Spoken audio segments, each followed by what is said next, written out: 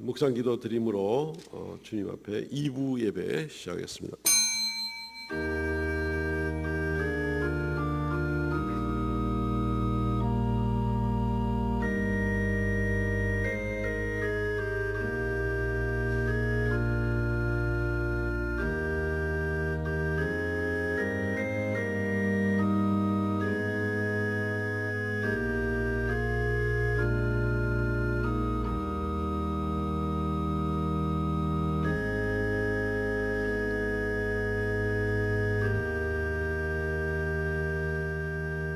여호와께서 다스리시나니 땅은 즐거워하며 허다한 섬은 기뻐할지어다. 구름과 흑암이 그를 둘렀고 의와 공평이 그 보좌의 기초로다.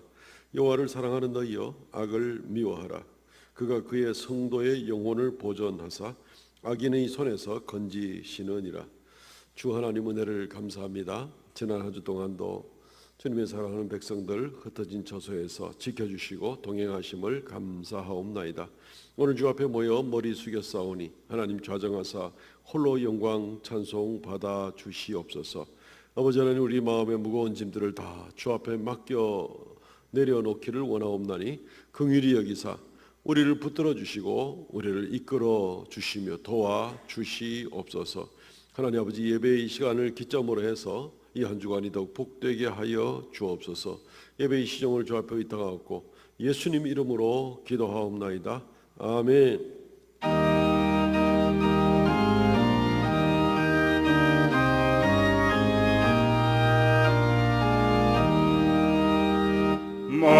만유의 주제 존귀하신 예수, 사람이 되신 하나님, 날 삼아요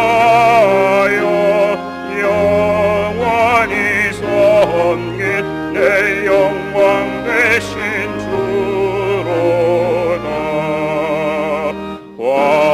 화려한 동산 무성한 저승호 아름다고 묘하나 순천한 예수 더 아름다워 봄 같은 기쁨 주시네. 광명한 해와 명랑한 저 달빛, 수많은 별들 빛나나 주 예수 빛은 더 찬란하여 참 비교할 수 없도다.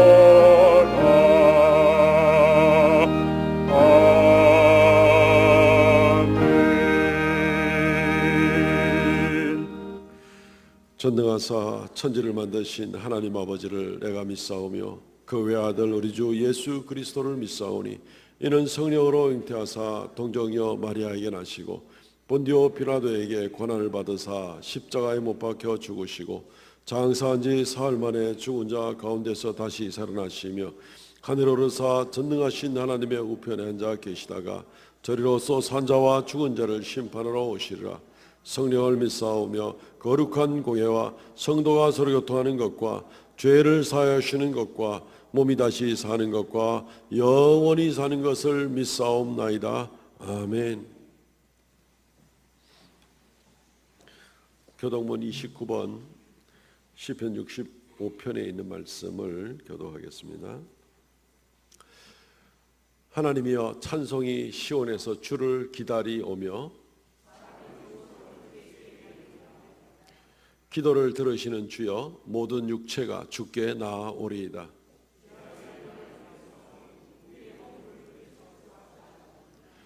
주께서 택하시고 가까이 오게 하사 우리가 주의 집 곧 주의 성전의 아름다움으로 만족하리이다. 하나님의 강에 물이 가득하게 하시고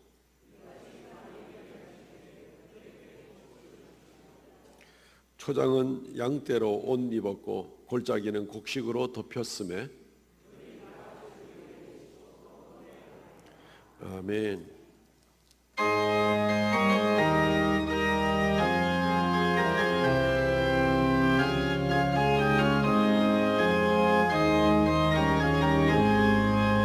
너 시험을 당해 되찾지 말고 너의 용기를 다해 곧 물리쳐라. 너 시험을 이겨 새 힘을 얻고 주 예수를 믿어 늘 승리하라. 우리 구주의 힘과 그의 위로를 빌라. 주님 내 편에 서서 항상 도우시니 내 친구를 삼가 잘 선택하고 너 언행을 삼가 늘 조심하라. 너 열심을 다해 늘 충성하고 온 정성을 다해 주 봉사하라. 우리 구주의 힘과 그의 위로를 빌라. 주님 내 편에 서서 항상 도우시리. 잘 이기는 자는 상 받으리니 너 낙심치 말고 늘 전진하라. 내 구세주 예수 힘 주시리니 주 예수를 믿어 늘 승리하라. 우리 구주의 힘과 그의 위로를 빌라. 주님 내 편에 서서 항상 도우시리.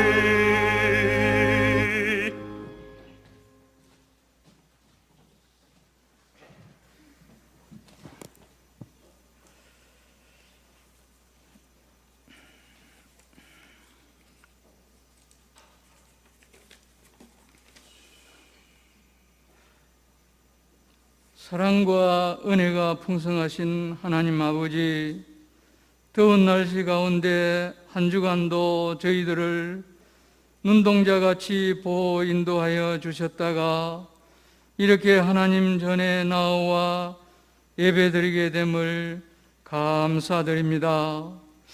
죄로 인해 절망과 고통 속에서 허덕이던 연약한 저희들을 불러 하나님의 자녀 삼으시고 오늘날까지 하나님 의지하면서 살아올 수 있게 하신 은혜 감사드립니다.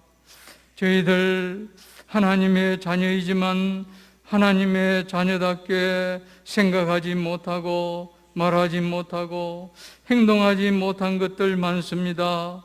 주의 보혈로 정결하게 씻어주시고 강하고 담대하게 하여 주시옵소서. 성령의 도움으로 나쁜 감정, 나쁜 생각, 나쁜 관계, 현실의 어려움 이런 것들에서 승리의 삶을 살아가게 도와주시옵소서. 하나님은 영이시니 영으로 예배할지니라고 하셨사오니 옥합이 깨어져 향내를 내뿜듯이 내 나쁜 자아가 완전히 깨어져 영이 흘러나와 아름다운 예배 드리게 하옵소서. 마음과 뜻과 정성을 다하여 예배 드리게 하옵소서. 코로나19로 인해 정치, 경제, 사회, 교육 등 여러 가지 면에서 답답한 상황인 현 상황 하에 풍랑을 잠잠케 하신 예수님만이 해결할 수 있는 답이라는 것을 확실히 믿고 회개하며 기도할 수 있는 저희들 되게 하여 주시옵소서. 코로나 조심하듯이 하나님 섬기고 살아가는 생활이 조심스럽게 하나님을 향한 열심이 불붙게 하여 주시옵소서. 안일하고 조심하지 않고 게으른 생활, 신앙생활 가운데서 빠져나오게 하여 주시옵소서. 하나님 아버지, 우리의 죄악을 용서하시고 이 세계에서 코로나의 재앙을 거두어 주시옵소서. 철두철미하게 방역하듯이 우리의 마음도 철두철미하게 돌아볼 수 있도록 도와주시옵소서. 그리해서 철두철미하게 회개할 수 있는 저희들 되게 하여 주시옵소서. 이스라엘 백성들이 10가지 재앙 후에 은혜의 가나안 땅으로 나아갔듯이 코로나 지나간 후에는 우리 믿는 자들은 더 내려온 삶을 주실 것이라는 확고한 믿음을 갖고 힘차게 살아가게 하옵소서. 오늘 말씀을 기도와 연구로 준비하여 선포하시는 우리 담임 목사님께 영육간에 새 힘을 부어 주시어 강건하게 하여 주시옵소서. 저희들은 하나님 말씀을 들을 때에 육적인 피곤, 풀지 못한 감정, 편견을 다 없애고 마음을 열고 하나님 말씀을 잘 받아들여 우리의 영이 위로와 새로워짐과 격려받으며 하나님을 믿는 믿음이 더 확고해지도록 도와주시옵소서. 우리 교회에 연로하신 분들과 영적으로 육적으로 연약한 가운데 있는 분들이십니다. 연로하신 분들 건강을 잘 유지할 수 있도록 도와주시며 연약한 분들 위로와 희망과 용기를 불러 일으켜 주시어서 새로운 삶을 살아가게 도와주시옵소서. 특히 병석에 있는 분들 주님 피 흘리신 그 손으로 어루만져 주시어 속히 회복되게 하여 주시옵소서. 우리 교회의 모든 계획과 모임과 주일학교가 정상화될 수 있도록 도와주시며 더운 날씨에 치료하는 어르신과 방역하는 모든 분들에게 건강과 마음의 평강을 허락하여 주시옵소서. 우리 교회에 속한 모든 교우들의 가정에 평강과 직장과 사업터에 평안과 발전이 있게 하여 주시옵소서. 우리를 변함없이 사랑하시는 예수님 이름으로 기도드립니다. 아멘.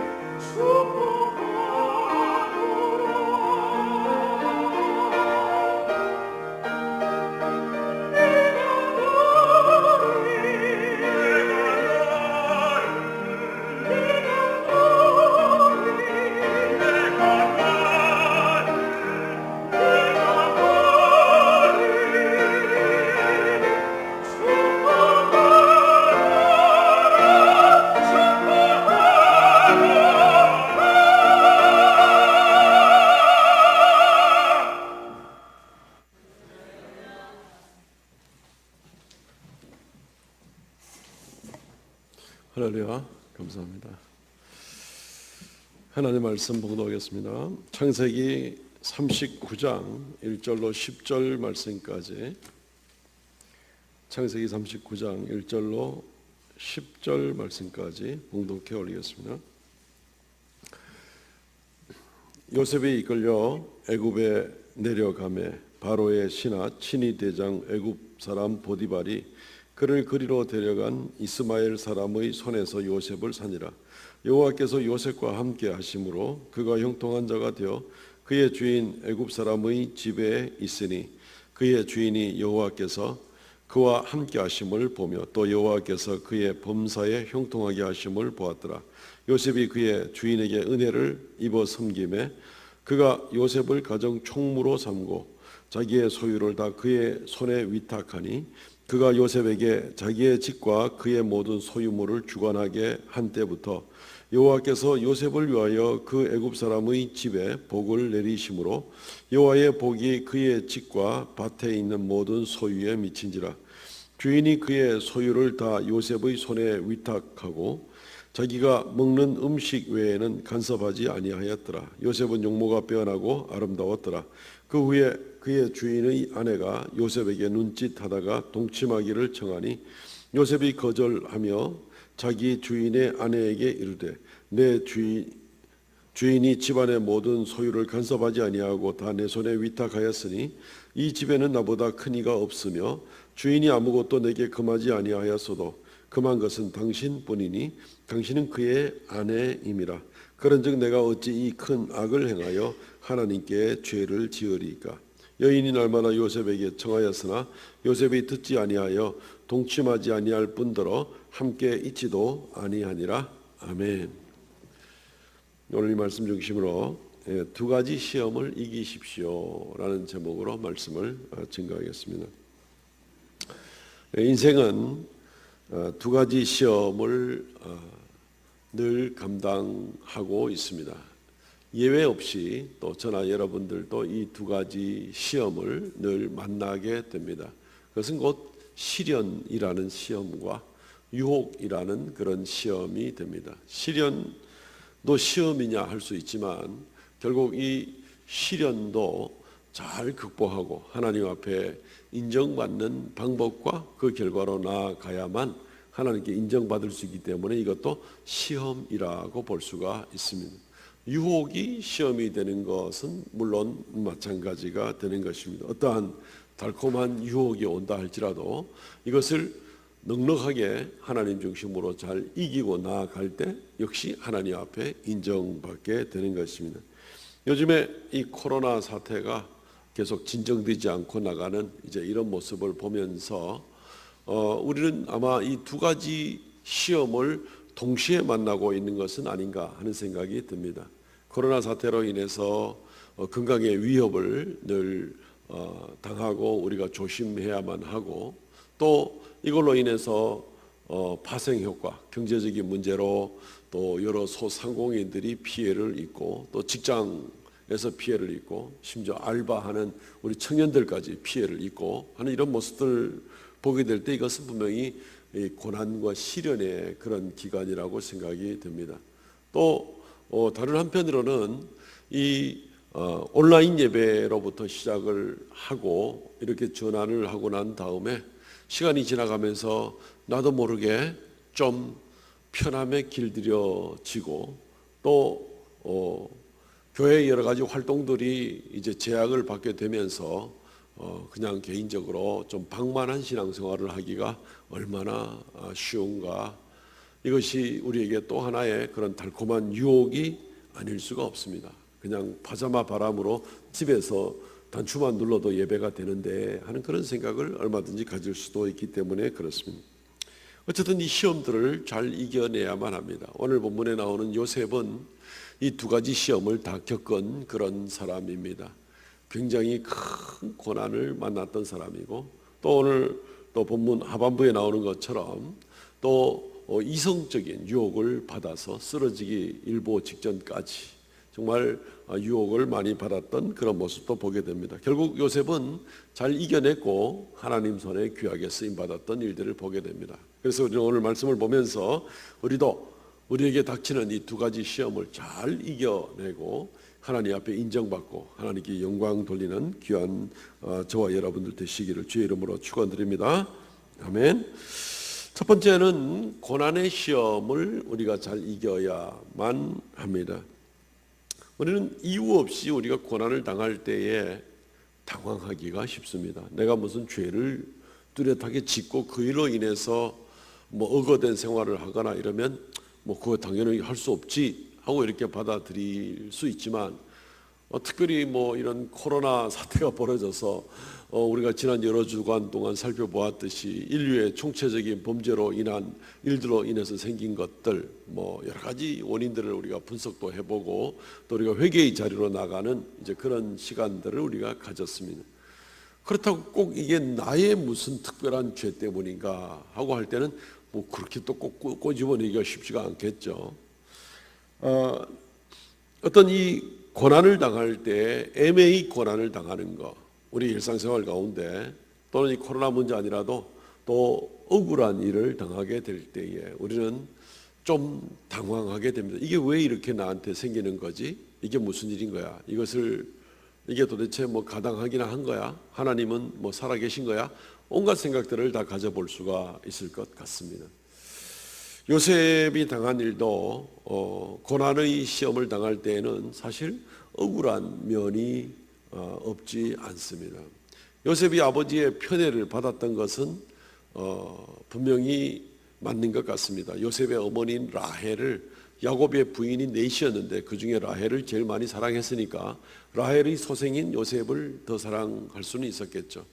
그러나 성경에 나온 사건들은 요셉이 상당히 억울하다는 것을 우리에게 보여주고 있습니다. 예를 들어서 요셉이 어릴 때 아버지로부터 채색 옷을 이렇게 공급을 받았다. 다른 형제들은 아닌데 분명히 구별된 걸 말하거든요. 그런데 이 채색 옷이라는 것이 이 노년에 얻은 아들이기 때문에 채색 옷을 준 게 아니고 이 아버지의 노년을 돌보도록 지정받은 사람에게 주는 것이 채색 옷이라는 거죠. 이것이 성경 원문에 보게 되면은 이것을 아버지의 노년에 아버지의 눈이 어둡고 귀가 어두울 때 아버지의 눈과 귀가 되어서 또 아버지의 손과 발의 지팡이가 되어서 아버지의 노년을 잘 돕도록 아들 중에 하나를 결정해서 선택해서 그 아들을 이렇게 지정을 하는 겁니다. 그리고 채색 옷을 주는 겁니다. 그러면 이 아들은 당연히 자기 역할을 잘 감당해야 되죠. 그래서 집안에 오늘 무슨 일이 있었습니다.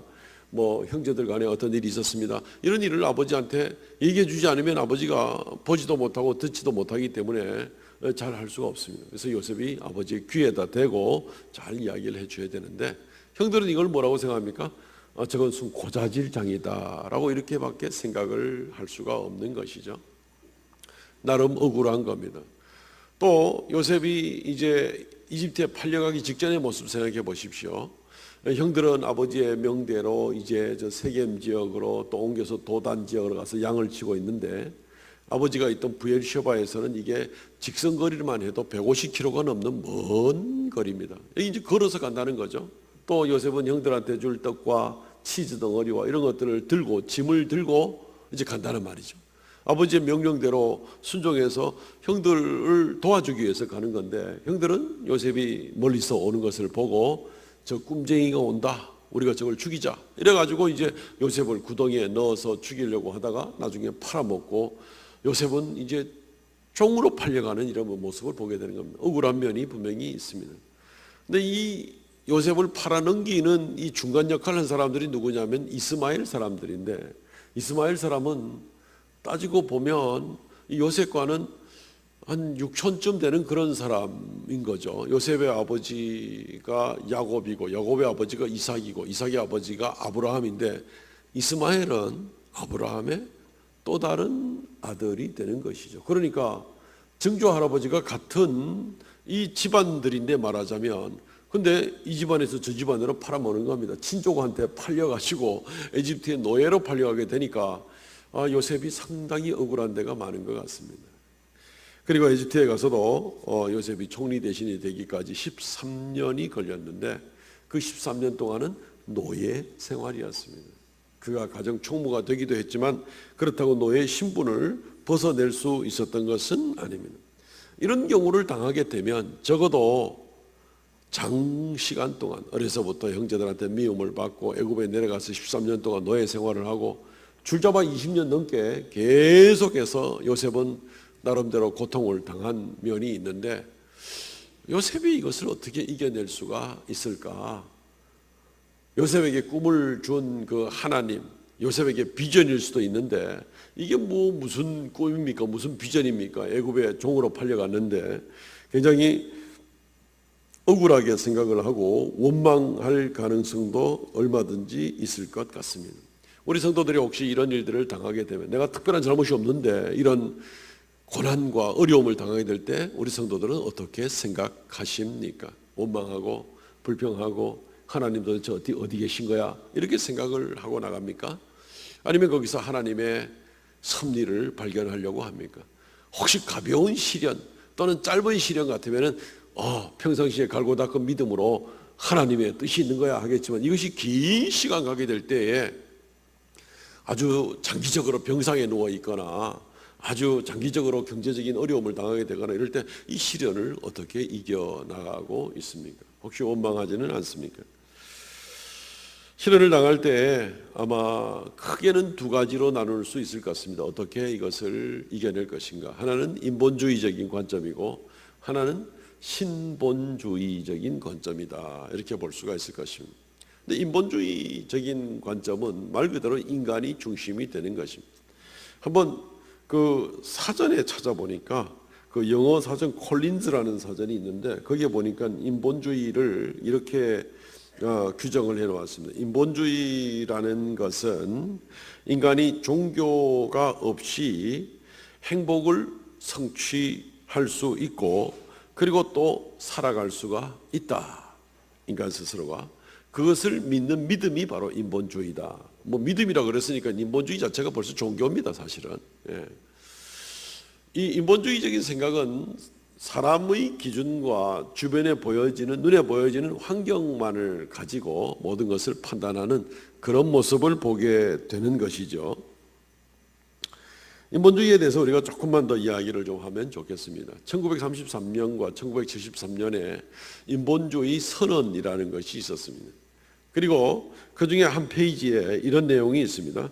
독실한 인본주의자들은 우주가 스스로 존재하고 있으며 창조된 것이 아니라고 간주한다. 인본주의는 근대 과학이 묘사한 우주의 본질에 의하면 이 인간적 가치들에 대한 초자연적인 혹은 우주적인 보장들을 받아들일 수 없다고 주장을 한다. 이거 뭐 복잡한 얘기인데 무슨 얘기냐면은 우주라는 것은 스스로 존재한 거다. 창조된 것이 아니다. 라고 우리는 믿는다는 거죠. 이게 인본주의입니다. 그리고 이 세상 가운데에는 우리 인간들이 결정하는 법이 곧 법이지 이것을 초월한 어떤 신께로 말미암은 어떤 간섭이나 신께로부터 말미암은 어떤 지켜야 될 법이 있는 것으로 우리는 생각하지 않는다. 말하자면 이제 이런 겁니다.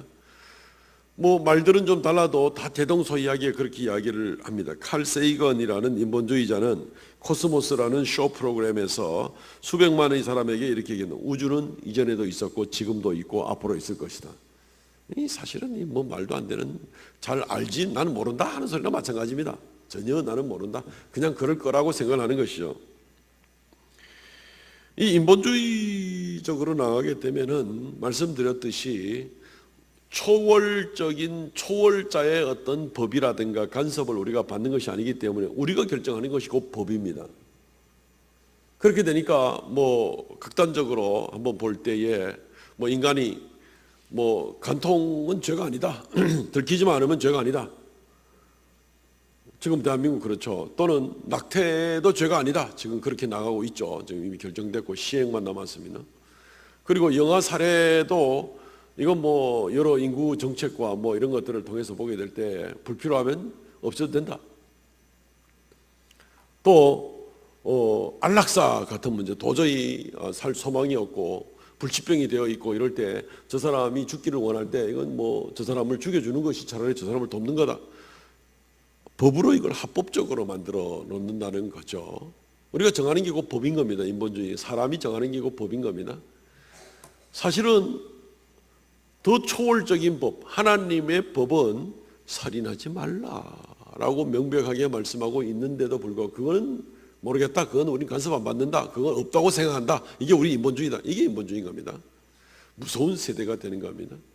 이게 무슨 법과 사회적인 질서 문제만 이 인본주의가 심각한 문제가 있는 것이 아니라 인간의 가치 문제도 심각한 겁니다.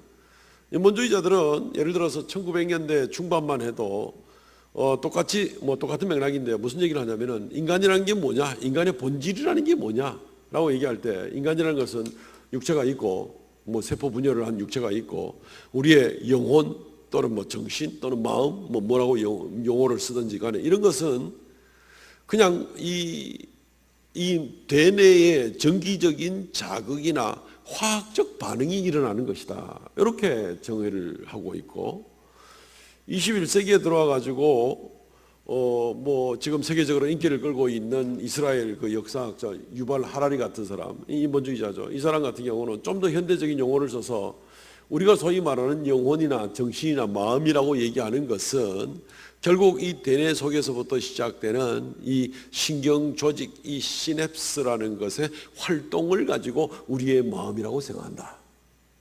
이게 바로 우리의 마음이고 우리의 영혼이라고 생각하는 바로 그 본질은 그거다. 이렇게 얘기를 한다는 거죠. 자, 이렇게 정의를 하면 어떻게 됩니까? 그 정도 시스템, 움직이는 시스템은 개미도 가지고 있고 생쥐도 가지고 있습니다. 그죠? 똑같은 그 시스템에 의해서 움직여집니다. 인간이나 개미나 똑같아. 인간이나 생쥐나 똑같아. 인간의 이 존엄성과 가치는 인본주의에게서는 더 이상 없습니다. 그러다 보니 어떻습니까?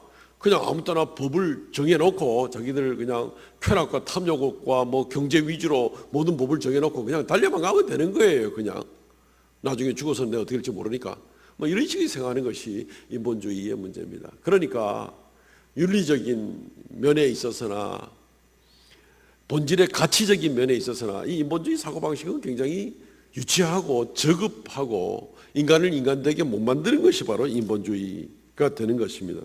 인간을 가장 존귀하게 신이 아니라 인간이 가장 존귀한 거다라는 것이 인본주의에 추구하는 생각이지만 실제로 이 인본주의 사상을 보게 되면은 인간을 가장 싸구려로 만들어 버리는 것이 바로 이 인본주의인 것을 우리가 보게 되는 것입니다. 이실론자들도 있죠. 이실론자라는 것은 하나님은 천하를 온 세계를 만드시되 더 이상 간섭하지 않는다 하는 게 이제 이실론자. 인본주의하고 비슷합니다. 여기에 대해서는 더 이상 이야기하지 않겠습니다. 그러나 우리가 믿는 기독교는 어떻습니까? 신본주의죠. 유실론적 신본주의, 유실론적 기독교라고 우리가 이렇게 이야기를 합니다.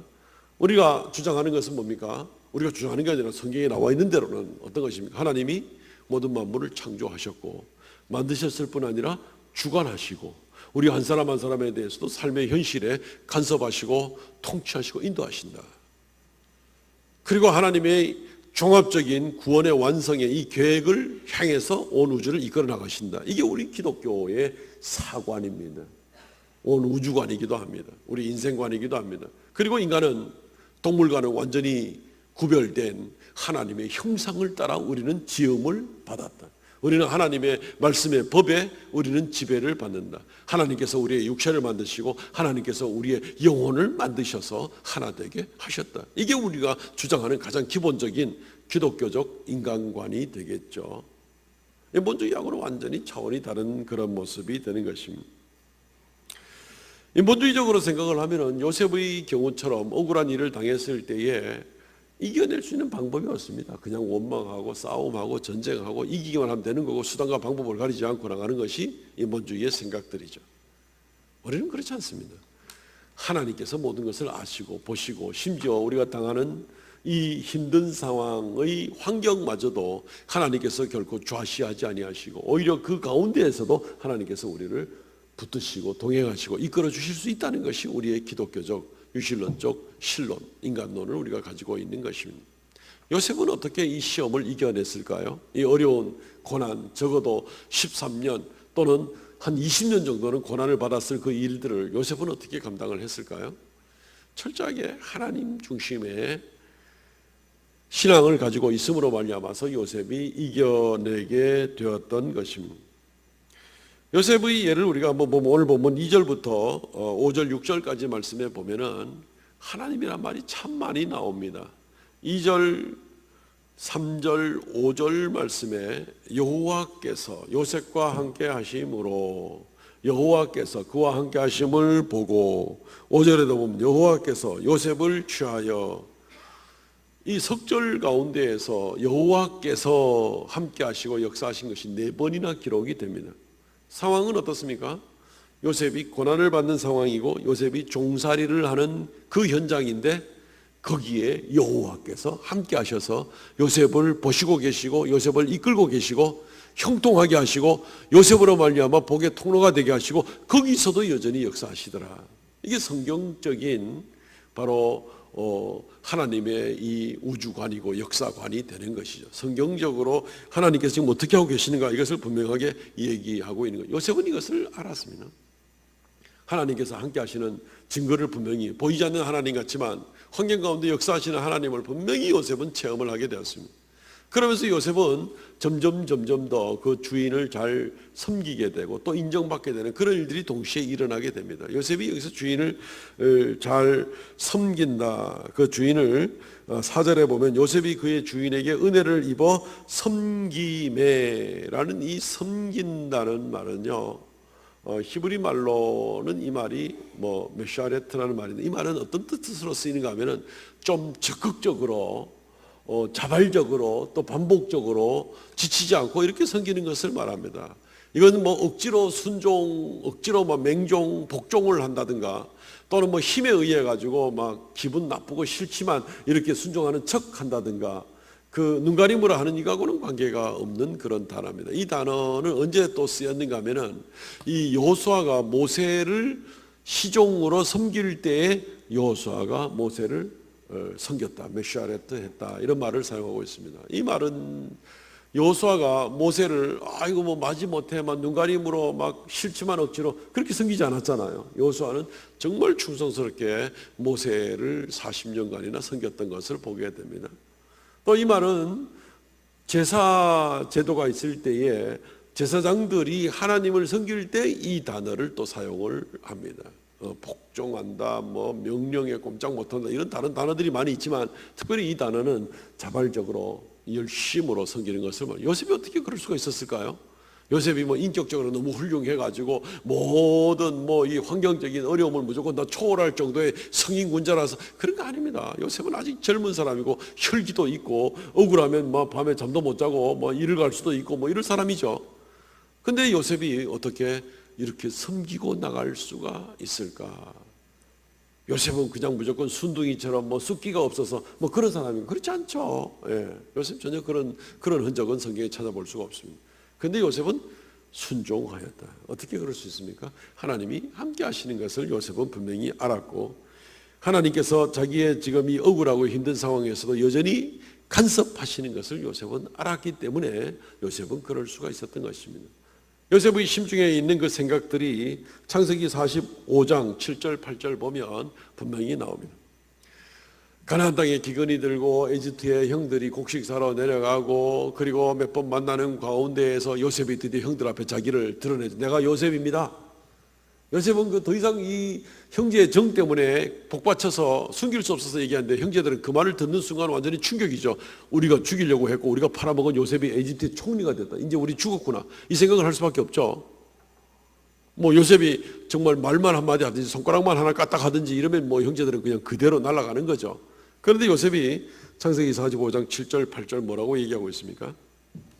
하나님이 큰 구원으로 당신들의 생명을 보존하고 당신들의 후손을 세상에 두시려고 나를 당신보다 먼저 보내셨나니 그런즉 나를 이리로 보낸 이는 당신들이 아니요 하나님이시라. 하나님이 나를 이렇게 통치자로 삼았습니다. 당신들은 분명히 팔아먹었고 못된 마음으로 한 거 그게 아니란 건 아닌데 하나님은 아무리 악한 환경, 악한 의도를 가지고 했다 할지라도 그것을 역으로 하나님은 바꾸어서 우리에게 또 나에게 요셉에게 더 놀랍게 은혜로 만들어주시는 그런 하나님이셨다는 그런 의미가 포함되겠죠. 또 나를 여기에 보낸 것 때문에 위로하는 겁니다. 형제들을 위로하면서 너무 두려워하지 말라. 당신들이 나를 판 것이 아니라 하나님이 나를 보낸 거다. 형들이 판 거 맞죠? 근데 요셉은 이제 그렇게 위로를 하면서 하나님의 섭리를 더 분명하게 드러내고자 하는 그런 모습을 보게 되는 것입니다. 하나님의 섭리, 하나님의 다스리심을 요셉은 분명하게 인정을 했습니다. 평생에 그거 붙들고 살았습니다. 그래서 요셉이 시험을 이겨내게 됐던 것입니다. 사랑하는 성도 여러분, 우리가 지금 당하고 있는 여러 가지 어려움, 또 고난, 이런 일을 당할 때에 또 이것이 한두 번이 아니라 또는 이것이 또 장기간으로 나가게 될 때에 혹시 원망하거나 시험으로 왜 나한테 이런 힘든 일이 많이 생기는 거야? 왜 이렇게 자주 생기는 거야? 이렇게 낙심할 것이 아니라 여전히 그 고난의 현장 가운데서 하나님이 함께 계시다는 것을 믿으시기 바랍니다. 그리고 이겨내시기를 바랍니다. 그러면 결국 하나님께서 선하신 계획 가운데 반드시 이끌어내시는 그런 하나님인 것을 우리는 성경에서 분명히 확인할 수가 있는 것입니다. 환경을 비난하거나 원망하거나 탓하지 말고 이 환경 가운데서 여전히 함께 하시는 그 하나님, 이것을 발견하는 것이 시련의 시험을 이겨내는 비결인 줄 알고 꼭 승리하시기를 바랍니다. 두 번째 시험은 유혹입니다. 달콤한 유혹입니다. 아마 이 내용도 우리 성도들이 잘 알고 계실 거라고 생각이 됩니다. 요셉이 아마 잘생겼던 것 같습니다. 젊습니다. 아직 미혼입니다. 그에게 이제 팔렸던 집의 주인의 아내인 보디발의 아내가 요셉을 유혹하는 이제 이런 모습을 보게 됩니다. 요셉은 정말 상당한 나름대로의 권력을 좀 가지고 있었습니다. 주인이 오늘 우리 읽은 말씀 가운데 6절에 보면 나와 있지만 주인이 자기한테 금한 것은 사실 딱 두 가지입니다. 6절 말씀에는 주인이 먹는 음식 말고는 전부 다 내가 다 관리할 수 있도록 다 내 손에 있다고 그렇게 했습니다 라고 이렇게 얘기를 했고, 그리고 9절 말씀에 보면은 이 보디발의 아내에 대해서 당신 말고는 나한테 금한 것이 없습니다 이렇게 해서 사실 이 보디발 주인에게 직접 속한 것, 그 아내와 또 보디발에 먹는 음식이 직접 속했다는 건 좀 어떻게 이해하기가 어려울지 모르겠지만, 이것은 이집트 사람들은 유대인 히브리 사람들과 또 종들과 같이 식사를 하지 않는다는 그런 맥락인 겁니다. 종들이 보디발 주인과 함께 식사를 할 수는 없는 겁니다. 그렇게 되니까 음식 문제는 애굽인들이 관리하도록 만듭니다. 그리고 요셉은 거기에서는 제외가 되는 것이죠. 뭐 별 문제는 없습니다. 또 보디발의 아내 또 물론 마찬가지가 되는 것, 주인에게 속한 바로 그런 일이 되는 겁니다. 어쨌든 그 외에 요셉은 전부 다 집을 다 관리를 할 수가 있었습니다. 상당히 힘도 있죠. 어느 정도는 충분히 시험에 빠질 수도 있습니다. 사람이 꼭 뭔가 좀 잘 풀리는 것 같고 잘 돼 나가면 꼭 시험에 빠져가지고 넘어지는 일들을 얼마든지 우리는 많이 봅니다. 성도들 많이 넘어지고 목회자들도 심지어 넘어지는 사람들 많고요. 뭐가 좀 잘 된다 싶으면 그때부터 교만해지고 시험에 드는 일들이 얼마나 많은지 모릅니다. 정말 이 세상에 우리가 정신을 바짝 차리고 살아야 될 것 같습니다. 이 보디발의 아내는 이 남편 보디발이 시위 대장이기도 하지만 또 내시이기도 했기 때문에 어떻게 이분이 아내를 가질 수 있는지도 좀 궁금하기는 해요. 그러나 어쨌든 아내가 있었고 이 아내는 아마 자기 남편과 이 성생활이 될 수가 없었겠죠. 이 아내는 유혹을 받고 또 젊고 잘생긴 이 요셉을 가지고 어찌하든지 자기의 이 욕망을 채우려고 이렇게 애를 쓰겠죠. 강력하게 유혹을 하고 옵니다. 주인의 아내니까 여주인인데 여주인이 막 명령적으로 나중에 요구를 하고 이렇게 될 때 요셉이 이겨내기가 정말 쉽지 않을 거예요. 요셉도 이 한참 혈기왕성한 젊은 시대란 말이죠. 어쨌든 이 죄의 유혹의 문제들을 통해서 우리는 이 보디발의 아내의 행위를 통해서 죄라는 것이 어떻게 발전되는가 하는 것도 좀 살펴보는 것도 우리에게 도움이 될 것 같습니다. 39장 7절 말씀, 우리가 오늘 읽은 말씀에 보면은 그 후에 주인의 아내가 요셉에게 눈짓하다가 동침하기를 청하니, 이 죄가 처음에 눈부터 시작되는 거예요. 눈으로 보는 것부터 시작을 하고 그 다음에 좀 더 적극적으로 말로 동침하자라고 나갑니다. 그러다 그 다음에 이제 행동으로 나가겠죠. 12절, 그 여인이 그의 옷을 잡고 이르되 나와 동침하자. 그러나 요셉이 자기의 옷을 그 여인의 손에 버려두고 밖으로 나가며, 그 다음에는 행동이 눈짓에서 시작하다가 말로 발전되다가 그 다음에는 행동으로 붙잡고 이제 적극적으로 나가는 이제 그런 모습을 보게 됩니다. 죄가 상당히 발전합니다. 상당히 발전합니다. 특별히 또 이 죄라는 것은 그 집에 아무도 거기에 없었더라. 11절 말씀에 보면은 그 집에 아무도 없었더라 이런 말이 나옵니다. 우리가 오늘 읽은 본문의 바로 다음 절이죠. 죄는 은밀하게 진행이 이렇게 되는 과정도 죄의 속성 가운데 볼 수 있습니다. 야, 참 이 보디발의 아내가 요셉을 꼬실 때 정말 그럴 수도 있겠다 싶지만 사실 근데요, 꼭 이런 어떤 성적인 유혹의 죄뿐 아니라 일상적인 죄도 대부분 다 이런 원리와 비슷하게 됩니다. 눈으로부터 시작됩니다. 아담과 하와가 에덴 동산에서 범죄할 때, 선악과를 따먹을 때 눈에 보암직도 하고 시작을 합니다. 그 다음에 행동으로 옮깁니다. 아담에게 먹자, 괜찮다 이렇게 먹겠죠. 그리고 아담에게 먹였죠. 행동으로 같이 나갑니다. 그러고 나서는 이 죄가 점점 담대하게 나갑니다. 죄 짓고 나니까 아담과 하와는 또 동산 나무 뒤에 숨었던 그런 모습들도 보게 됩니다. 뭐 그런다고 해서 죄가 감춰지는 것은 아니죠. 죄는 그 다음에는 점점 나가면 담력을 얻습니다. 담력. 그래가지고 이 죄를 자기가 지었으면서도 죄를 부인하기도 하고, 어떤 사람은 죄를 정당화시키기도 하고, 보디발의 부인 같은 경우는 이 죄를 다른 사람에게 뒤집어 씌우기도 합니다. 아담에게도 마찬가지인 그런 일들이 납니다. 오늘 17절 말씀에 보면 어떻게 나옵니까? 이 말로 그에게 말하여 이르되 당신이 우리에게 데려온 히브리 종이 나를 희롱하려고 내게 들어왔으므로. 우리 사건의 전말을 우리는 알죠. 근데 이 보디발의 아내는 남편에게 이렇게 얘기하는 겁니다. 죄가 누구한테 있다는 얘기입니까? 남편한테 죄가 있다는 겁니다. 당신이 데리고 온 저 히브리 종이 와가지고 나를 희롱하려고 해가지고 내가 소리 질러가지고 제가 도망갔다. 봐라, 이 옷이 증거다. 사건을 완전히 재구성을 해가지고 이제 자기 죄를 이런 식으로 덮어 넘어가는 겁니다. 다른 사람을 죄를 뒤집어 씌움으로 자기 죄를 덮어 나가는 겁니다. 아담이 무슨 죄를 저질렀습니까? 아담이 죄를 지었죠. 그 다음에 어떻게 했습니까? 하나님께서 아담과 하와에게 다 이렇게 심판을 내리려고 할 때 아담에게 묻죠. 먼저 네가 왜 먹지 말라고 먹었냐. 그러니까 아담이 뭐라고 얘기합니까?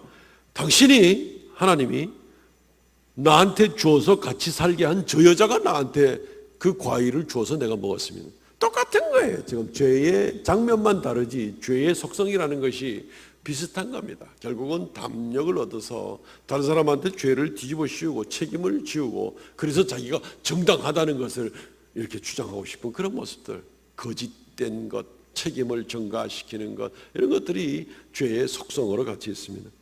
혹시 우리 성도들은 죄를 지어봤습니까? 죄를 한 번도 안 지어봐서 모르겠습니까? 혹시 어떤 종류의 죄든지 죄를 지었을 때 이런 속성들이 없던가요? 죄의 속성은 비슷합니다. 눈으로부터 들어와서 죄는 점점 자라나게 되고, 그리고 점점 완고해져서 결국은 자기 죄를 감추려고 하고 다른 사람에게 뒤집어 씌우려고 하고, 이렇게 죄가 발전되는 거예요. 믿음을 볼 때 믿음이라는 것이 성장하는 거잖아요. 믿음을 잘 돌보고 하나님이 살아계신과 하나님이 함께 하시는 것을 점점 확신을 가지고 나가게 될 때 우리의 믿음은 정말 작은 믿음이 시작해도 점점 자라는 멋진 모습이지만 동시에 죄도 자라난다는 것을 알아야 되는 것입니다. 그러니까 믿음을 잘 자라도록 돌보실 것인지 죄가 잘 자라도록 돌보실 것인지 알아서 결정을 해야 될 그런 일입니다. 결과는 본인들의 책임이 되겠습니다. 어쨌든 이 죄의 속성을 우리가 이렇게 보게 됩니다. 만약에 이러한 유혹의 죄에 요셉이 쓰러졌더라면 어떻게 되겠습니까? 주인에게 큰 상처를 입히겠죠. 자기한테 나름대로 은혜를 베풀었죠. 가정의 총무로 삼았죠. 그 주인에게 그냥 가슴에 비수를 꼽는 그런 일들을 보게 되는 겁니다. 그 말을 듣게 되었을 때 보디발의 마음이 얼마나 상처를 입었을지. 보디발은 사실은 자기 아내를 믿은 것은 아니었어요. 자기 아내가 얼마나 이 좀 끼가 있는 여자인지에 대해서 보디발은 알았던 것 같습니다. 그래서 그 당장 처형하지 않고 자기가 관리하는 시위대들의 감옥에다가 놔두었습니다. 그리고 거기서 간수장이 되도록도 보디발은 얼마든지 배려를 한 걸 보게 되는 것입니다. 자, 어쨌든 자기 주인인 보디발에게 큰 상처를 입혔겠죠. 또 요셉은 하나님에게도 큰 실망을 안겨드리게 되고, 요셉이 하나님께 범죄한 이 일들로 나가게 되면 요셉은 하나님께 더 이상 쓰임받을 수가 없습니다. 쓰임 받을 수가 없습니다.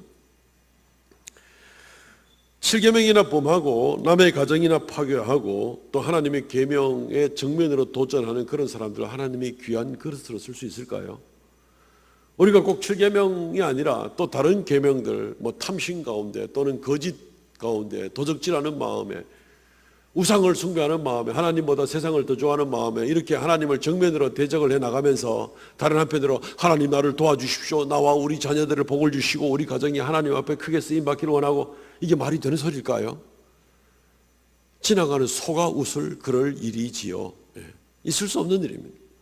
요셉은 더 이상 하나님 앞에 귀한 것으로 쓰임받을 수가 없습니다. 이러한 유혹에 쓰러져서 범죄하게 되었을 때는 뭐 그렇다고 이제 완전 끝장은 아니고 기회를 하나님 주시겠죠. 철저하게 회개하고 가슴을 찢고 다시는 그 죄로 돌아가지 아니하고 이럴 때는 벌을 받은 이후에 하나님께서 기회를 다시 주실 수는 있을 것입니다. 어쨌든 요셉은 넘어지지 않았습니다. 그 시험에서 잘 이겨냈습니다. 그래서 요셉은 창세기 39장 9절에 분명히 이야기를 하고 있습니다. 이 집에 주인이 다 허락했을 때 당신은 내가 어떻게 할 수 있는 그런 분이 아닌 것을 명백하고, 그리고 9절 하반절에 내가 어찌 이 큰 악을 행하여 하나님께 죄를 지으리까. 하나님이 만약에 인본주의자들처럼 하나님이 계시지도 않고 하나님이 간섭하지도 않는다고 생각했으면 요셉이 이 말 하지 않았겠죠. 그런데 요셉은 하나님이 지금 자기의 고난의 현장에 지금 함께 계시며 다 보고 계신다고 생각을 분명히 하고 그렇게 믿기 때문에 내가 어찌 이 큰 악을 하나님께 저지를 수가 있겠습니까? 그리고 하나님의 계명이라는 것이 또 이웃을 사랑하라는 것인데 내가 어찌 이 큰 죄를, 나에게 은혜를 베푼 이 이웃 주인에게 내가 이 죄를 범할 수가 있겠습니까? 요셉은 그렇게 해서 결국 이 시험을 이겨냈던 것을 보게 됩니다. 요셉은 자기를 너무 과신하지 않았습니다. 요셉은 아예 그 이후로는 그 여인의 이 보디발의 안에 있는 곳에 가까이 가지도 않고 아예 그냥 같은 공간을 맞이하지 않으려고 애를 썼던 것을 우리는 보게 되는 겁니다. 원천 차단을 하는 것이죠. 이게 굉장히 중요한 겁니다. 우리 성도들 혹시 죄의 유혹에 자주 빠진다 그럴 때 어떻게 됩니까? 그 죄의 유혹의 현장을 피해야 되는 겁니다. 아예 피해야 되는 겁니다. 예를 들어서 누가 경마장의 도박에 빠져가지고 내가 꼭 이걸로 뭔가 한몫을 잡아야 되겠다 하는 빠진 사람이 있으면 어떻게 됩니까? 그 사람은 저 주암산 기도원도 가면 안 돼. 그죠? 그쪽 방향으로 지나가면 자꾸 중간에 유혹을 받아가지고 경마장으로 이렇게, 그쪽에 경마장이 있다면서요. 저는 뭐 안 가봐서 모릅니다만 우리 주일날 기도원 한번 이렇게 올라가다 보면 그쪽에 차량을 전부 다 내가지고 올라가지도 못하게 만드는데 그 경마장 가는 그 길목이 거기에 있다 그러더라고요. 아예 거리를 멀리해야 됩니다. 술을 끊지 못하고 아예 그냥 자꾸 유혹을 받으면 어떻게 됩니까? 술집 근처 가지 말아야 되죠. 술 파는 집 쪽으로 가지 말아야 되겠죠. 아예 보리밭을 지나지를 말든가, 맥주를 만드는 원료를 아예 그냥, 말하자면 그런 식으로 주님께서는 그런 맥락의 말씀을 하셨죠. 내 눈이 너를 시종하거든 눈을 빼버리라. 내 팔이 너를 시종하거든 한쪽 팔을 잘라버리라. 왜냐하면 팔이, 눈이 죄를 지을 수 있는 도구가 된다면 그거를 그냥 빼버리라는 식으로 원천 차단하는 겁니다. 우리가 뭐 휴대폰이나 게임을 좀 할 수도 있겠죠. 그런데 이 게임에 빠져가지고 주일날 뭐 날 새는지도 모르고 그냥 뭐 예배도 소홀히 하고 하나님 생각은 간 곳이 없고 그냥 오로지 거기에만 빠져 있으면 어떻게 됩니까? 그러면 그 게임 지워버려야 되는 거예요. 그냥 정 피곤해가지고 한 5분만 내가 하고 말지 해서 그거 절제가 안 되면 그 게임 지워버려야 되는 거예요. 컴퓨터 도박, 뭐 컴퓨터로 인한 게임들 마찬가지입니다. 거기에 너무 빠져가지고 주님 섬기는 일에 조금이라도 소홀히 되고 지장이 되고 그것 때문에 하나님 앞에 시간으로나 물질로나 마음으로나 헌신하는 것이 인색해지게 되는 그런 모습이면 그거 다 끊어치워야 되는 거예요. 환경 자체를 바꾸기 전에는 우리는 우리 스스로가 교만해가지고 나 괜찮아, 내가 뭐 끄떡없는 거야, 이렇게 큰 소리 쳐서는 안 됩니다. 그렇게 큰 소리 쳐서는 안 되는 겁니다. 요셉은 그렇게 하지 않았습니다. 자기 자신을 과신하지 않았습니다. 아예 그 여인과 같은 방에 있는 것 자체를 요셉은 피했다는 것이죠. 우리가 시궁창에 들어가 살면서 매일 내가 비누로 몸을 샤워를 하고 나니까 나는 끄떡없는 거야, 이렇게 말해서는 안 되는 겁니다. 시궁창에서 나와야 되는 것이죠. 몸에 기름을 바르고 나가지고 저 불이 있는데 그곳을 내가 뚫고 들어가면서 내가 순식간에 빨리 뚫고 지나가 버리면 내 몸에 불이 안 붙을 수 있어. 그거 다 어리석다고 생각하겠죠. 그건 위험하기 짝이 없는 그런 일이 되는 것입니다. 요셉이 젊은 청춘에 혈기왕성한 젊은 나이에 미혼에 요셉이 할 수 있는 가장 좋은 방법이 하나님을 두려워하는 것이고 이웃을 사랑하는 방법이고 그리고 환경 자체를 피하는 것이었죠. 자기를 과신하기보다 말이죠. 사탄은 그렇게 만만한 존재가 아닌 것을 우리가 알아야만 될 것입니다. 요셉은 그렇게 해서 결국 시험에 이겨내게 된 것입니다. 우리가 코로나 바이러스로 인해서 어쩔 수 없이 정말 위험 지경에서 우리가 온라인으로 예배를 전환하고 이제는 다시 회집에서 모이는 예배를 가지고 있습니다. 정말 조심스럽습니다. 정말 두려움 때문에 아직 너무 위험하기 때문에라면 또 계속 조심해야 되겠죠. 그러나 만약에 안일한 마음에 또 편리함에 길들여져서 괜찮아, 그냥 뭐 집에서도 들에서도 산에서도 뭐 괜찮아, 이런 마음으로 마음이 해이해지는 그런 모습이라면 이미 시험에 넘어지기 시작하는 겁니다. 하나님 앞에 하나님을 두려워 떨며 섬기는 일에 대해서 소홀하게 되는 것입니다. 집에서 열이 있다, 증세가 있다, 이러면 무조건 격리해야 돼. 나와 이웃을 사랑하기 때문에 그렇게 해야 되는 거예요. 조심해야 되는 것이죠. 그러나 사람의 마음을 아무도 알 수가 없어서 판단해서는 안 됩니다만은 혹시 마음속에 안일한 마음 때문에 괜찮아, 뭐 늘 이래 해왔었는데 뭐 이렇게 방심하는 마음이 들 때는 이때는 시험에 걸려는 달콤한 시험에 넘어지는 그런 모습 중에 하나라고도 볼 수 조심해야만 합니다. 하나님은 하나님을 방심하게 섬기는 사람들에게 하나님께서 강력하게 붙들어주고 이끌어주고 하나님이 그렇게 하셔야 될 아무런 이유가 없습니다. 말씀 맺겠습니다. 사랑하는 성도 여러분, 우리 인생 가운데 늘 두 가지 시험은 닥치고 있습니다. 요셉은 잘 이겨냈습니다. 우리도 잘 이겨내시기를 바랍니다. 통성으로 기도하겠습니다. 하나님, 우리가 정말 하나님의 주관하시는 것을 알고 어떠한 고난 가운데서도 이겨내게 하옵소서. 하나님, 우리가 하나님 기뻐하시도록 경건함과 하나님을 열심으로 섬기는 그 일로 달려나가게 하여 주옵소서. 범죄함으로 우리를 하나님에게서 멀어지게 만드는 그런 일 없게 하여 주옵소서. 통성으로 우리 자신을 교만하지 않고 과신하지 않게 하옵소서. 성령 충만하게 하옵소서. 이 시간 간절하게 기도하고 또 이 어려운 시기들을 잘 이겨낼 수 있도록 도와주시옵소서. 그렇게 기도하겠습니다. 통성으로 기도합니다. 주 하나님, 은혜를 감사합니다. 이 아침에도 우리가 주 앞에 엎드려 예배하면서 우리가 정말 과신해서도 안 되고 교만해서도 안 되고 늘 우리의 연약함을 주 앞에 고백하면서 주를 두려워하고 이웃을 사랑하고 또한 하나님의 늘 함께 하심을 믿으며 우리가 늘 승리하는 사랑하는 귀한 성도들과 되게 은혜 더하여 주시기를 간절히 바라고 원합니다. 날마다 새롭게 하여 주시고 오직 하나님 기뻐하시는 귀한 일 맺도록 은총 더하여 주시옵소서. 감사 찬송 돌립니다. 이 한 주간의 성도들의 삶 가운데 주의 성령 충만케 하시고 선하게 아름답게 인도하여 주시옵소서. 주여 긍휼을 베풀어 주시기를 간절히 바라고 원합니다. 역사하여 주시옵소서. 감사 찬송 돌립니다. 은혜 더하여 주시옵소서.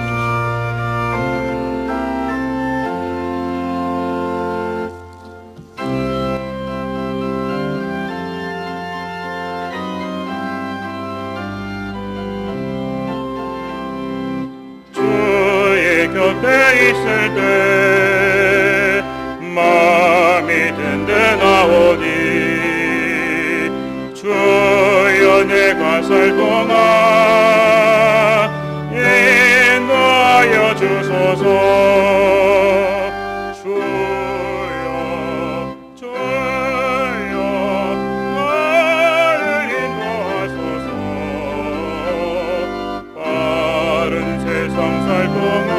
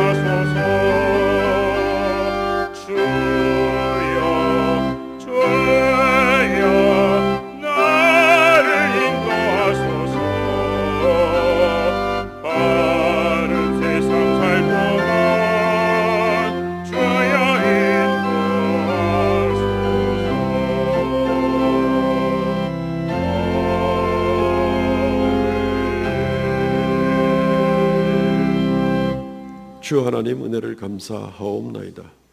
하나님, 우리에게 시련과 또 유혹의 시험이 얼마든지 있겠으나 우리가 이것을 넉넉히 이기고 주 앞에 오히려 연단받아 주의 더 강력하고 놀라운 손길로 인도받게 하시고 또 주 앞에 잘했다 충성된 종아 칭찬 들을 수 있는 우리가 되게 하여 주시옵소서. 주님의 주관하시고 주님의 인도하시는 섭리 바라보고 늘 주님만 의지하는 우리 되게 하여 주옵소서. 주님을 두려워하며 어떠한 위기 가운데나 유혹 가운데 오히려 주님을 더 바라보고 주께 더 가까이 나가는 경건한 성도의 삶이 되게 하여 주옵소서.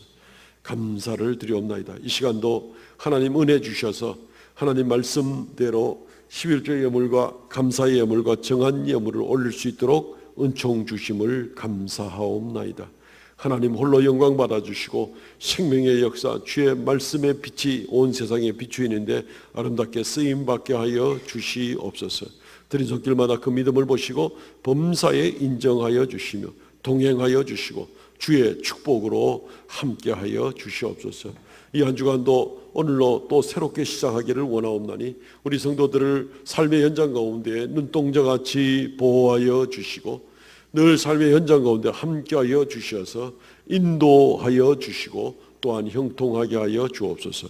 감사하고 예수님 이름으로 기도하옵나이다. 아멘.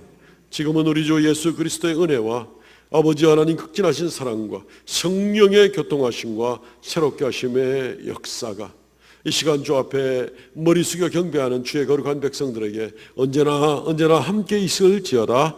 아멘.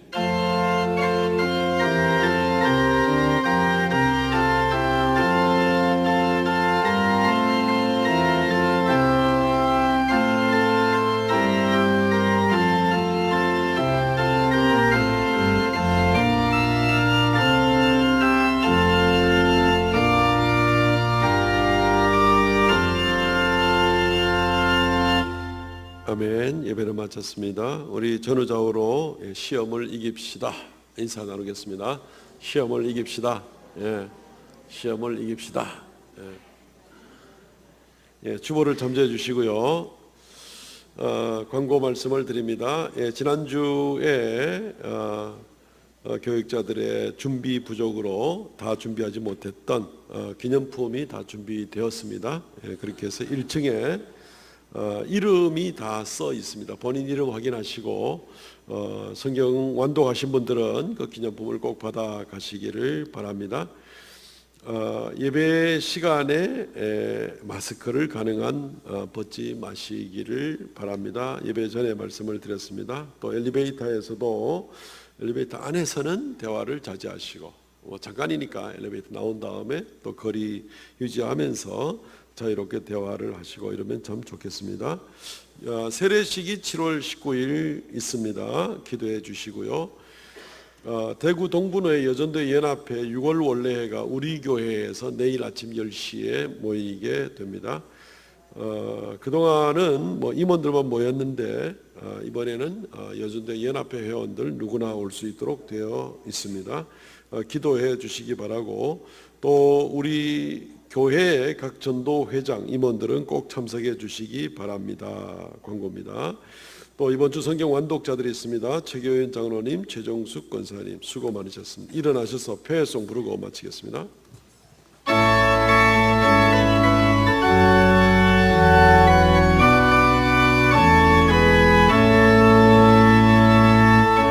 감사하신 하나님 하나님 살아계신 하나님